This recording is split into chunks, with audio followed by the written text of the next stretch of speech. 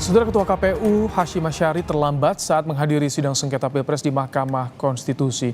Ketua MK Soehartoyo pun sempat bertanya, kemana Hashim?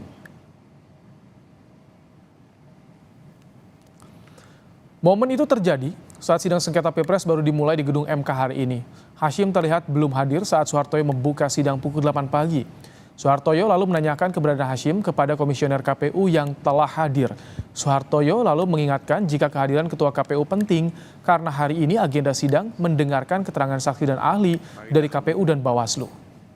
Nanang Noviansyah dan Pasang Harun. Dari termohon, Pak Ketua nggak hadir.